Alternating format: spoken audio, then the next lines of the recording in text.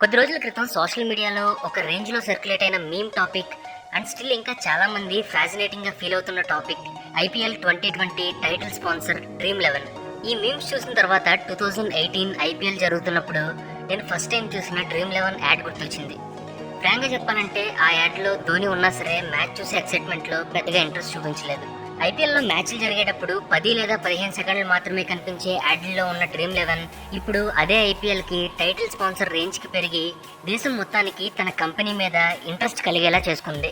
అలాగే ఈ అనౌన్స్మెంట్ వచ్చిన వీక్ మొత్తం సోషల్ మీడియాలో తన కంపెనీ మీద అటెన్షన్ పే చేసేలాగా చేసుకుంది. దీన్ని బట్టి చూస్తే ఒక చిన్న కంపెనీగా స్టార్ట్ అయ్యి ఇప్పుడు ఈ లెవెల్లో రీచ్ అయిన డ్రీమ్11 సక్సెస్ స్టోరీ డెఫినెట్గా తెలుసుకోవాలని చాలా మందికి ఉంటుంది. అయితే ఈ స్టోరీలో మరింత ఇంట్రెస్టింగ్ విషయాలు ఏంటంటే డ్రీమ్11 యాప్ ప్లే స్టోర్లో అవైలబుల్గా లేకపోవడం, అలాగే ఈ కంపెనీ గ్యాంబ్లింగ్ యాప్ అని ఆరోపణలను ఫేస్ చేయడం. సో ఇక లేట్ చేయకుండా ఇంట్రెస్టింగ్గా అలాగే ఇన్స్పైరింగ్గా ఉండే ఈ డ్రీమ్11 కంప్లీట్ స్టోరీ ఏంటో ఇప్పుడు తెలుసుకుందాం. ముందుగా ఫ్యాంటసీ స్పోర్ట్స్ ఏంటి సడన్గా పేరు మార్చి చెప్తున్నారు అని అనుకుంటున్నారా? నిజానికి డ్రీమ్11 కూడా ఇలాంటి ఒక ఫ్యాంటసీ గేమే. వీటిని ఆన్లైన్ ప్రిడిక్షన్ గేమ్స్ అని అంటారు. అలా చూస్తే Dream eleven is the first fantasy sports platform in India. నిజానికి ఈ ఫ్యాంటసీ స్పోర్ట్స్ అనేది ఇండియాకి కొత్త, కానీ వెస్ట్రన్ కంట్రీస్లో ఈ ఫ్యాంటసీ స్పోర్ట్స్కి ఎప్పటి నుండో క్రేజ్ ఉంది. So next founders and origin story. ఈ డ్రీమ్11ని 2008లో హర్ష్ జైన్ అండ్ భవిత్ సేత్ అనే ఇద్దరు గ్రాడ్యుయేట్స్ కలిసి స్టార్ట్ చేశారు. ఫౌండర్స్ అయిన హర్ష్ అండ్ భవిత్ ఇద్దరు కూడా మంచి ఫ్రెండ్స్. అలాగే వాళ్ళ ఏజ్ అప్పటికి దాదాపుగా 22 సంవత్సరాలు ఉంటాయి. వీళ్ళలో హర్ష్ జైన్ అప్పటికే వాళ్ళ ఫ్యామిలీ బిజినెస్ అయిన జై కార్పొరేషన్ అనే ఇన్ఫ్రాస్ట్రక్చర్ అండ్ రియల్ ఎస్టేట్ కంపెనీలో మార్కెటింగ్ మేనేజర్గా చేసేవారు. భవిత్ కూడా తన ఇండివిజువల్ కెరీర్ని బిల్డ్ చేసుకోవడంలో బిజీగా ఉండేవారు. అయితే హర్ష్ అండ్ భవిత్ ఇద్దరు కూడా స్వతహాగా ఇంగ్లీష్ ఫుట్బాల్ ఫ్యాంటసీ లీగ్స్కి పెద్ద ఫ్యాన్స్. ఈ ఫ్యాంటసీ స్పోర్ట్స్ బిజినెస్ మోడల్ని ఇండియాలో కూడా స్టార్ట్ చేయాలని అనుకున్నారు. కొన్ని కోట్ల మంది క్రికెట్ ఫ్యాన్స్ ఉన్న మన కంట్రీలో ఫ్యాంటసీ స్పోర్ట్స్ లీగ్స్ని లాంచ్ చేయడం పెద్ద బిజినెస్ ఆపర్చునిటీ అని చాలా బలంగా నమ్మారు.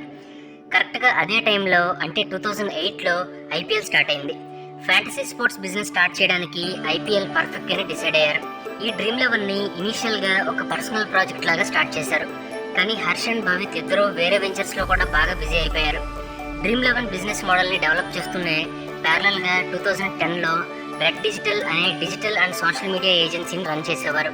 ఈ మీడియా ఏజెన్సీ కూడా చాలా సక్సెస్ అయింది. తర్వాత 2013లో గోజూ కంపెనీకి 7 కోట్లకు అమ్మేశారు. అయితే 2008లో స్టార్ట్ చేసినప్పటికీ కూడా 2012లో మళ్ళీ రీలాంచ్ చేశారు.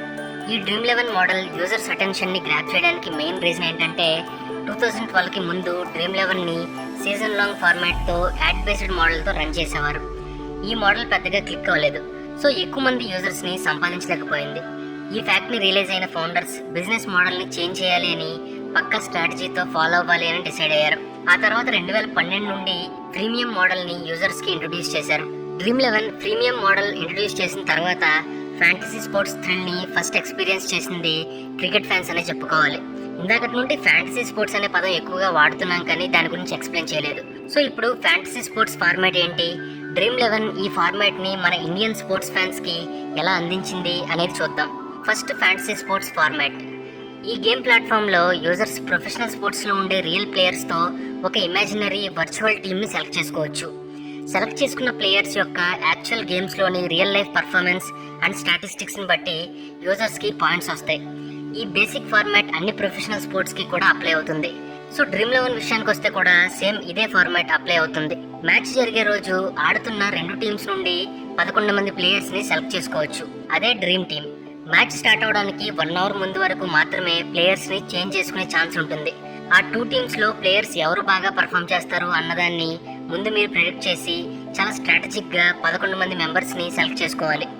ఎందుకంటే ఆ 11 మెంబర్స్ రియల్ లైఫ్ మ్యాచ్లో మీరు ప్రెడిక్ట్ చేసినట్టు బాగా పర్ఫామ్ చేస్తేనే మీకు పాయింట్స్ వస్తాయి. ఈ పాయింట్స్ని బట్టే మీరు మనీని విన్ అవుతారు. సో ఫ్యాంటసీ స్పోర్ట్స్లో మీ డ్రీమ్ టీమ్ని సెలెక్ట్ చేసుకోవడమే చాలా క్రూషియల్ పార్ట్. ఇక్కడ వరకు బేసిక్ మోడల్ని ఫాలో అయినప్పటికీ కూడా డ్రీమ్11 ఇండియన్ యూజర్స్ అటెన్షన్ని గ్రాప్ చేయడానికి కొత్త ప్రాసెస్ని ఇంప్లిమెంట్ చేసింది. అదేంటంటే డ్రీమ్11లో మొత్తం 3 కేటగిరీస్లో కాంటెస్ట్లు జరుగుతూ ఉంటాయి. 1 ప్రీమియం, 2 ప్రీమియం, ఇక 3వది ప్రైవేట్. వీటిలో ఒక్కో ప్లాన్కి డిఫరెంట్ ఫీచర్స్ ఉంటాయి. ప్రీమియం ప్లాన్లో ఎలాంటి మనీ పే చేయకుండా కాంటెస్ట్లో ఫ్రీగా పార్టిసిపేట్ చేయొచ్చు. డ్రీమ్ 11లో ఇప్పటికి కూడా 85 to 90% యూజర్స్ ఈ ప్రీమియంని యూజ్ చేస్తూ ఉంటారు. డ్రీమ్ 11 యూజర్ బేస్ పెరగడానికి ఈ premium model one of the main reasons. ఇంకో రీజన్ ఏంటంటే ప్రీమియం కాంటెస్ట్లో పార్టిసిపేట్ చేయాలంటే యూజర్ ఒక సర్టెన్ అమౌంట్ని ఫ్రీగా పే చేయాల్సి ఉంటుంది. ఈ ఎంట్రీ ఫీ కూడా చాలా తక్కువగా ఉంటుంది, అంటే 10, 20 or 30 రూపీస్ మాత్రమే ఉంటుంది. మీరు ప్రిడిక్ట్ చేసిన ప్లేయర్స్ బాగా పర్ఫామ్ చేస్తే మీకు పాయింట్స్ వస్తాయి అండ్ ఈవెన్చువల్గా ఆ పాయింట్స్కి తగ్గ మనీ కూడా వస్తుంది. అందుకే దాదాపుగా డ్రీమ్ 11లో 90% యూజర్స్ ఫ్రీగానే యూజ్ చేస్తూ ఉంటారు. అలాగే ప్రీమియం యూజ్ చేసే వాళ్ళు విన్ అయితే మనీ గెలుచుకుంటూ ఉంటారు. ఇందులోనే డ్రీమ్ 11 రెవెన్యూ కూడా ఉంటుంది. ఈ కంపెనీ రెవెన్యూ మోడల్ ఏంటంటే ప్రీమియం నుండి ఎలాంటి రెవెన్యూ జనరేట్ అవ్వదు, ఎందుకంటే యాడ్స్ కానీ స్పాన్సర్స్ కానీ ఈ ప్రీమియంలో ఉండవు. అయితే ప్రీమియం యూజర్స్ పే చేసే ఎంట్రీ ఫీలో 15 నుండి 20% కమిషన్ని ప్లాట్ఫామ్ ఫీగా ఛార్జ్ చేస్తూ ఉంటారు. మిగిలిన 85 నుండి 80% మనీ కాంటెస్ట్లో విన్నర్స్కి ఇస్తారు. ఫర్ ఎగ్జాంపుల్, ఒక కాంటెస్ట్లో 60 మంది యూజర్స్ పార్టిసిపేట్ చేస్తున్నారు అనుకోండి, ఒక్కొక్కరు 30 రూపాయలు పే చేశారు అనుకోండి. So 60 into 30 = 1800. ఇందులో 20% అంటే 360 రూపాయలని డ్రీమ్ 11 వాళ్ళ ప్లాట్ఫామ్ ఫీగా ఛార్జ్ చేస్తుంది. మిగిలిన 1440 రూపాయలని విన్నర్స్కి ఇస్తుంది. మీరు గమనిస్తే కనుక డ్రీమ్ 11 గూగుల్ అడ్వర్టైజ్మెంట్ ద్వారా కానీ అలాగే వేరే ఏదైనా యాడ్ ఏజెన్సీ ద్వారా కానీ వాళ్ళ రెవెన్యూని సంపాదించడం లేదు. ముందు చెప్పినట్టు 2012కి ముందు గూగుల్ యాడ్సెన్స్ ద్వారా ట్రై చేసినప్పటికీ కూడా యూజర్స్కి fast and easy user experience ఇవ్వలేకపోతున్నారని ప్రీమియంని లాంచ్ చేశారు. అప్పటి నుండి యూజర్స్ ఫ్లో పెరగడం స్టార్ట్ అయింది.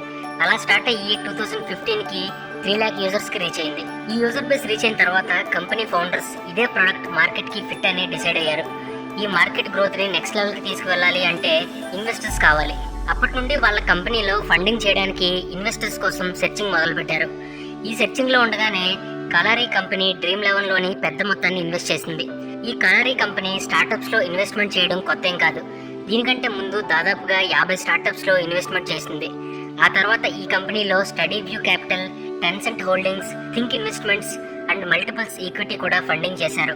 ఈ ఇన్వెస్ట్మెంట్తో తన యూజర్ గ్రోత్ని పెంచుకుంటూ 2019కి 50 మిలియన్ యూజర్ మైల్ స్టోన్కి రీచ్ అయింది. ఇప్పుడు Dream 11 100 million user milestone వైపు ఫాస్ట్గా పరుగులు తీసుకుంటూ వెళ్తోంది. Next, brand ambassadors. 2017లో డ్రీమ్ 11 క్రికెట్ కామెంటేటర్ హర్ష భోగ్లేని ఫస్ట్ బ్రాండ్ అంబాసిడర్గా తీసుకున్నారు. కానీ ఎప్పుడైతే 2018 IPLలో ఖేలో దిమాగ్ సే వీడియో క్యాంపెయినింగ్ స్టార్ట్ చేయాలి అని డిసైడ్ అయ్యారో అప్పుడు కెప్టెన్ కూల్ MS ధోనీని బ్రాండ్ అంబాసిడర్గా తీసుకున్నారు.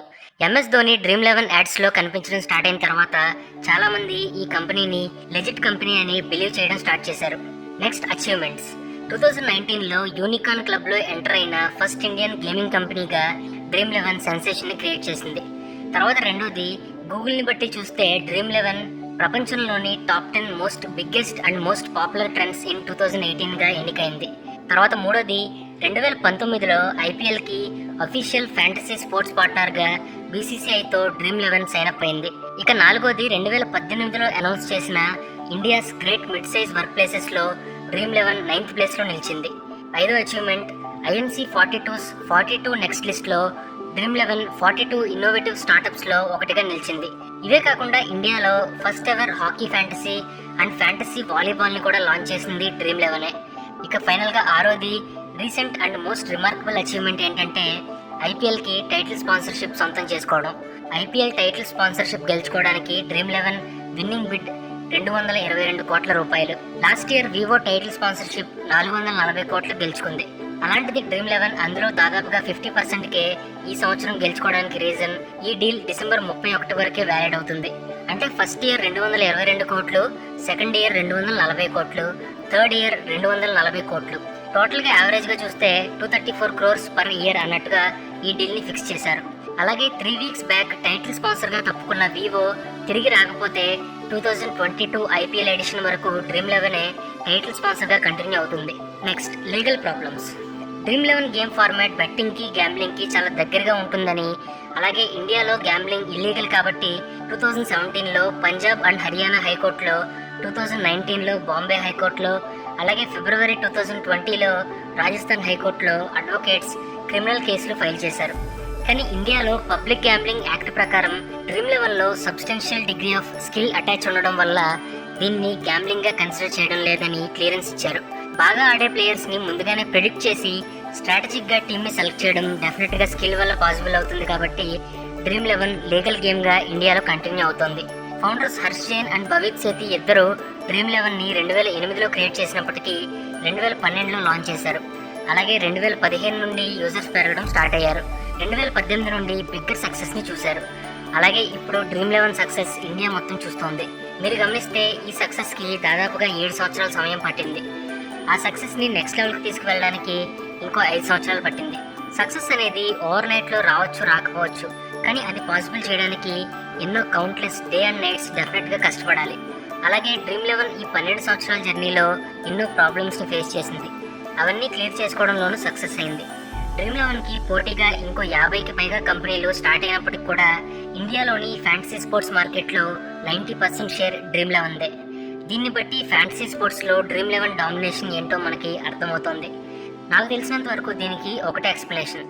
డ్రీమ్ 11 ఫౌండర్స్ ఇండియాలో ఫ్యాంటసీ స్పోర్ట్స్ అంటే ఎవరికి తెలియని టైంలో దేశం మొత్తానికి ఇంట్రడ్యూస్ చేశారు.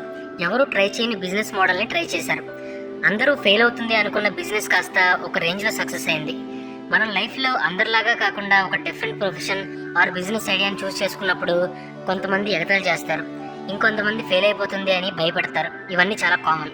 కానీ మీరు మీ ఇన్నోవేషన్కి లాజిక్ని యాడ్ చేసి సిన్సియర్గా హార్డ్ వర్క్తో అటెంప్ట్ చేస్తే డెఫినెట్గా సక్సెస్ అవుతారని ఈ డ్రీమ్ 11 జర్నీ చూస్తే మనకి అర్థమవుతుంది. సో ఫ్రెండ్స్, ఈ టాపిక్ మీకు ఎలా అనిపించింది? డ్రీమ్ 11తో మీ ఎక్స్పీరియన్స్ ఏంటి? కింద కామెంట్స్లో మాతో షేర్ చేసుకోండి.